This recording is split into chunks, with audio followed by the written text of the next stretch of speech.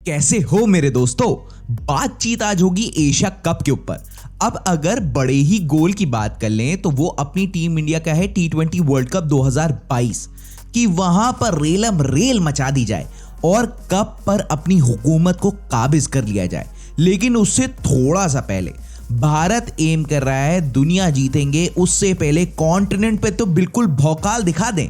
Team India Asia cup में entry लेगी as a defending champions. और तो और 2016 और फिर 2018 में भी भारत नहीं जीता था एशिया कप।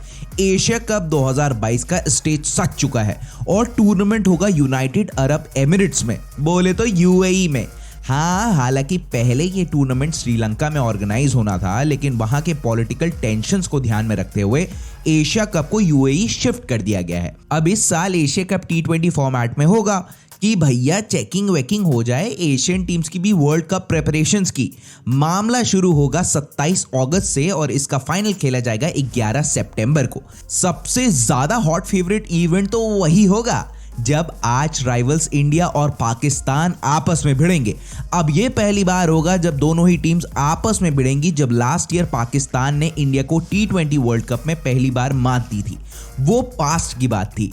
इस समय तो टीम इंडिया अलग ही धुन में चल रही है, हिसाब किताब बराबर करने वाले मोड में है। तो चलिए, ये तो रही माहौल बनाने वाली बात। स्क्वाड के एनालिसिस पर थोड़ी बात करते हैं। उसके बगैर किए वीडियो में डेप्थ कहां से आएगी। रोहित शर्मा एशिया कप 2022 को लीड करेंगे, लेकिन उनको भी अपने फॉर्म का थोड़ा सा कंसर्न रहेगा। इंग्लैंड के खिलाफ T20I सीरीज में हमने देखा कि रोहित को स्टार्ट बहुत बढ़िया मिल रहा था दोनों ही मैचों में, लेकिन फिर रोहित स्कोरिंग तेज करने के चक्कर में आउट हो गए, जो कि बहुत कम देखा जाता है क्योंकि रोहित स्टार्ट देने के बाद बड़े स्कोर्स के लिए अमूमन जाने जाते हैं। बात करें अगर KL राहुल की, तो IPL 2022 के बाद से अभी तक राहुल ने कोई भी मैच नहीं खेला है क्योंकि पहले वो इंजर्ड थे और वेस्ट इंडीज टूर के पहले उन्हें कोविड हो गया था, तो उनको भी कंपटीशन से पहले थोड़ा तैयार करना होगा। राहुल की जरूरत टॉप ऑर्डर में बहुत ज्यादा है। विराट कोहली थोड़ा सा फॉर्म से स्ट्रगल कर रहे हैं, लेकिन बड़े खिलाड़ी ऐसे इवेंट में ही फॉर्म में वापसी करते हैं। अब विराट भी डेस्परेट तो बहुत होंगे देखो एशिया कप में अपने बल्ले को खोलने के लिए। तो ये हैं कुछ issues Indian top order camp में। मिडिल ऑर्डर में बैटिंग लाइनअप में मैच्योरिटी और इंटेंट दोनों ही देखने को मिला है और बहुत बार मिडिल ऑर्डर में मैच बना के टीम इंडिया को दिया भी गया है। और इस स्लॉट में सूर्य कुमार यादव, हार्दिक पांड्या, रविंद्र जडेजा, श्रेयस अय्यर, ऋषभ पंत और दिनेश कार्तिक एकदम स्टाइल से रौला काट रहे हैं। सूर्या जहां पर सोल बनकर उतरे हैं और 117 रन की पारी महज 55 गेंदों में इंग्लैंड के विरुद्ध अभी भी कोई भूल नहीं पाएगा। वहीं पर हार्दिक और दिनेश भैया फिनिशिंग टच देने में कामयाब दिखते हैं। हार्दिक तो बॉलिंग से भी बहुत हैंडी है टीम के लिए। ऋषभ पंत की home series against south Africa एक बहुत बड़ी सरदर्दी थी उनके लिए बल्ले से, लेकिन इंग्लैंड की ODI सीरीज के बाद एक नए कॉन्फिडेंस का संचार तो पंत भैया में हुआ ही है और हवा में जो बातें इनके लिए चल रही थी उसमें फुल स्टॉप भी लग गया है। सर जडेजा का तो क्या ही कहना, बल्ले से तो पता नहीं कहां से अपने आप को रिवैम्प कर लिया है इन्होंने कि more of a batting allrounder consider किए जा रहे हैं आजकल। बॉल से हालांकि वो परफॉर्मेंस नहीं आ रही है जिसकी हैवी डिमांड इनसे होती रहती है, लेकिन एशिया कप 2022 बॉल से भी इनके लिए बहुत इंपॉर्टेंट होगा। श्रेयस अय्यर ने बढ़िया कमबैक किया है वेस्ट इंडीज सीरीज में और अय्यर भाई साहब के लिए वही अग्नि परीक्षा रहेगी जो सबको पता है, क्योंकि पाकिस्तान के पास पेस अटैक अच्छा है। लंकन और बांग्लादेश के बॉलर्स भी कट टू कट वही स्ट्रैटेजी लेकर मैदान में उतरेंगे इनके खिलाफ, लेकिन अय्यर भैया हॉक देंगे भरपूर तरीके से। बॉलिंग यूनिट की बात करें तो सबसे बैलेंस और रॉक सॉलिड यही मामला लग रहा है टीम इंडिया के पास। दिल से बहुत खुशी होती है यार जब टीम इंडिया की बॉलिंग की बात आजकल होती बहुत है। India was known for its batting skills and unit, लेकिन क्या ही कंसिडरेबल चेंज है बॉलिंग डिपार्टमेंट में, पेस फैक्ट्री में। Bhuvneshwar Kumar, Jasprit Bumrah, Harshal Patel, 3 quality fast bowlers जिन्हें कॉम्प्लीमेंट करते हैं हार्दिक पांड्या जैसे allrounder. Arshdeep Singh feathers add करते हैं। इनको हालांकि उतना मौका ही नहीं मिला है, लेकिन सीइंग इस कैपेबिलिटी आप अर्शदीप को लॉन्गर रन में देखते ही देखते हैं। स्पिन डिपार्टमेंट में यजुवेंद्र चहल ने तो कहर बरपा ही रखा है। IPL 2022 में पर्पल कैप हासिल करने के बाद अगला बंदा रुक के देने का नाम ही नहीं ले रहा है और टीम इंडिया को इसी की दरकार भी है। तो ये सब मामला तो रहा है कि क्या और किसका कैसे। आज मैंने सोचा कि पहले स्क्वाड पर बात कर लें, फिर प्लेइंग 11 पर भी बात जरूर करेंगे। कैसा रहेगा, ठीक है? कमेंट बॉक्स पर बताना आप सभी लोग। स्क्वाड पर कट टू कट बात करेंगे, फिर प्लेइंग 11 में थोड़ा समय देंगे, पूरा कंप्लीट मामला हो जाएगा ना फिर। तो इंडियन स्क्वाड एशिया कप 2022 के लिए होगी Rohit Sharma captain, KL Rahul vice captain, Virat Kohli, Surya Kumar Yadav, Shreyas Iyer, Rishabh Pant, Hardik Pandya, Dinesh Karthik, Ravindra Jadeja, Bhuvneshwar Kumar, Harshal Patel, Jasprit Bumrah, Yuzvendra Chahal, Ishan Kishan और Arshdeep Singh. Reserve fast bowler भी होंगे, वो होंगे आवेश खान और उमरान मलिक। तो आइडियली देखा जाए तो ये 15 मेंबर का स्क्वाड है और 2 रिजर्व बॉलर साइड में होंगे, ऐसा मुझे लगता है। आपको क्या लगता है, आप कमेंट बॉक्स पर बताना, फिर मिला जुला के आपसी सहमति बना ली जाएगी। अब बात करते हैं दूसरे पहलू की तरफ, ये होगा प्लेइंग 11 वाला मामला। दोस्तों ये कभी भी as per the condition shuffle हो सकता है, ठीक है? हम तो बात कर रहे हैं। तो प्लेइंग 11 की शुरुआत होगी ऑब्वियस चॉइस रोहित शर्मा और केएल राहुल से। रोहित शर्मा का आपको पता है, संभल कर खेलने में और बाद में अटैकिंग ब्रांड ऑफ क्रिकेट खेलने में महारत हासिल है अपने कप्तान को।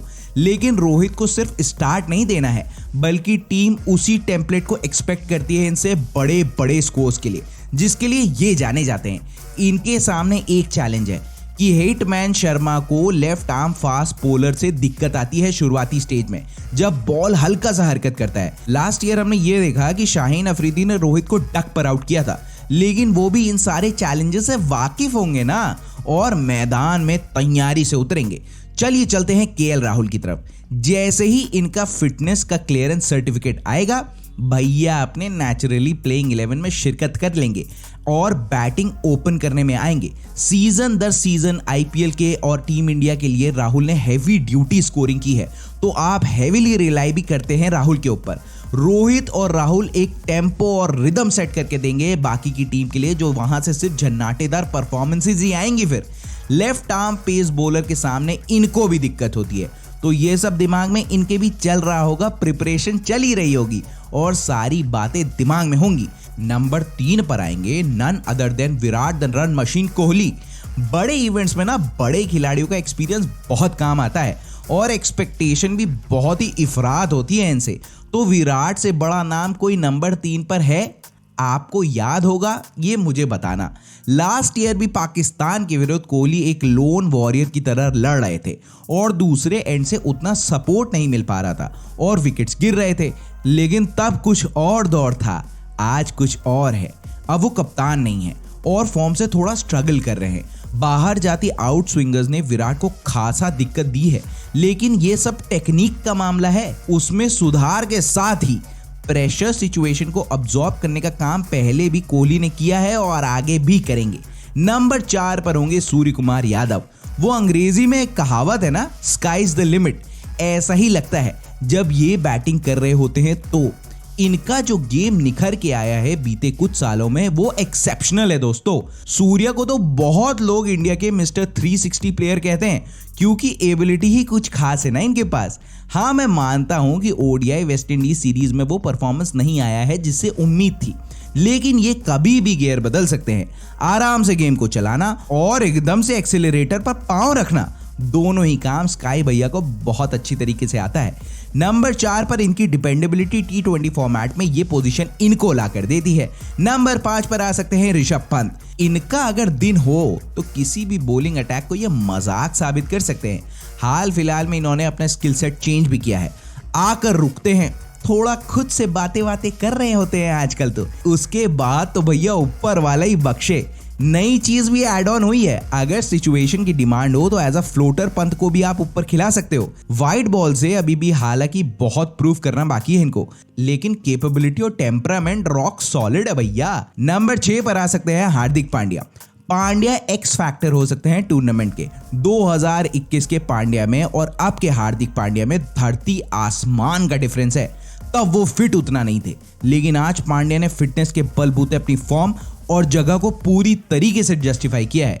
इनकी भूख बढ़ गई है और मैच को लेकर इनकी सोच भी बेहतर हुई है। ये आपको नंबर 4 पर भी दिख सकते हैं। बॉलिंग भी कमांडिंग हो गई है इनकी, खास तौर पे शॉर्ट ऑफ लेंथ जो इनकी स्टॉक बॉल है वो पढ़ के तेजी से बैट्समैन को परेशान कर रहा है। नंबर 7 की तरफ चलते हैं तो यहाँ पर 2 चॉइसेस है, एक Dinesh Karthik for obvious reasons और दूसरे रविंद्र जडेजा। देखिए मैं ये बहुत बार कह चुका हूं कि Jadeja more of batting allrounder की तरफ इंक्लाइन कर रहे हैं। अगर जडेजा खेलते हैं तो बैटिंग में डेप्थ मिलेगी और बॉलिंग में भी स्पिन ऑप्शन अवेलेबल रहेगा। मुझे ऐसा लगता है बॉलिंग में भी जडेजा को 4 ओवर्स का कोटा नहीं मिलेगा, लेकिन बैटिंग में जो धार ऐड ऑन हुई है ना सर जडेजा ने, वो कमाल ही की बात कर दी है। और डीके भाई साहब तो अपने सभी जानते हैं, क्या ही पारिया खेल रहे हैं कार्तिक भाई एज अ फिनिशर, एकदम रॉक सॉलिड। इन्वेंट ही कर लिया है इन्होंने अपने आप को। फिट इतना लग रहे हैं कि अगर इसी रोल में रहे तो और भी क्रिकेट खेल सकते हैं भारत के लिए। बॉलिंग यूनिट की शुरुआत में 8 नंबर पर रहेंगे हर्षल पटेल। अब भुवी और बुमराह के पास इंटरनेशनल एक्सपीरियंस है और इनिंग्स की स्टार्ट में वो दोनों ही हैंडी रहेंगे, लेकिन मिडिल और डेथ ओवर्स में हर्षल तुरुप का इक्का साबित हो सकते हैं, क्योंकि T20 में वेरिएशंस और स्लोअर बॉल बहुत एक्यूरेट चाहिए होती है, वो इनके पास है। बैटिंग भी थोड़ी कर लेते हैं और सबसे इंपॉर्टेंट इनके पास एक टप्पे पर डालने वाली लाइन और लेंथ है। नंबर 9 पर होंगे भुवनेश्वर कुमार। ये हम सब कह सकते हैं कि भुवी का 2.0 वाला वर्जन हम देख रहे हैं। इनकी स्विंग बढ़िया हो रही है, विकेट टेकिंग एबिलिटी वापस आ गई है, अर्ली विकेट्स टीम को निकालकर ये दे रहे हैं। तो फ्रंटलाइन टीम इंडिया बॉलर ये होंगे अपने भुवी। नंबर 10 पर होंगे जसप्रीत बुमराह, एक और फेदर टीम इंडिया की बॉलिंग लाइनअप के। Pace, accuracy, bouncer, wicket taking skills और वेरिएशंस का डेडली कॉम्बो है अपने बूम बूम। बॉलिंग की स्टार्ट, मिडिल ओवर्स और डेथ ओवर में जहां कराओ सोना ही सोना, मतलब परफॉर्मेंस ही परफॉर्मेंस। तो सबको इनसे बच के रहना होगा। नंबर 11 पे आएंगे यजुवेंद्र चहल। अब कुछ भी रीजन रहे हो, यूजी 2021 वर्ल्ड कप टीम का पार्ट नहीं थे, लेकिन इस बार इनको हटाने का कोई सोच भी नहीं सकता है। जब जब बॉल मिली चहल ने एक इम्पैक्ट छोड़ा है।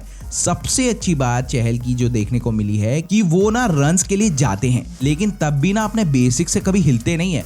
वो जाल बुनते हैं, शिकार करते हैं और सबसे इंपॉर्टेंट विकेट्स निकालते हैं मिडिल ओवर्स में। तो ये है पूरी स्क्वाड और प्लेइंग 11। अभी अनाउंसमेंट बची है, लेकिन जब होगी तब फिर थोड़ा ध्यान दे लिया जाएगा इस बात पे। आपकी क्या राय है मुझे कमेंट बॉक्स पर बताना जरूर। आप भी नाम जरूर बताना, मजा तो उसमें ही आता है। कुछ नाम वाम छूट गया होगा ना तो पहली ही फुर्सत में माफ कर देना मेरे दोस्तों। आज के लिए बस इतना ही। कैसी लगी आज की वीडियो? अच्छी लगी हो तो लाइक और शेयर हर्रा के दबा देना। चैनल पर पहली बार अगर आज लैंडिंग हुई है तो सब्सक्राइब कर देना। अगर कंटेंट आपको अच्छा लगा हुआ हो तो फिर इतना सब जब कर ही दिया है तो बेल आइकॉन जरूर प्रेस कर देना दोस्तों। अरे उसी से तो ये पता चलेगा कि स्विंग की वीडियो आ गई है मार्केट में। फिर मस्त अपनी सुविधा अनुसार वीडियो देखना, जहां भी जैसे भी देखनी होगी। लेकिन हाँ, अपना और अपने घर वालों का बहुत ज्यादा ध्यान रखना, वो बहुत इंपॉर्टेंट बात है। ठीक है, फिर कल मिलते हैं।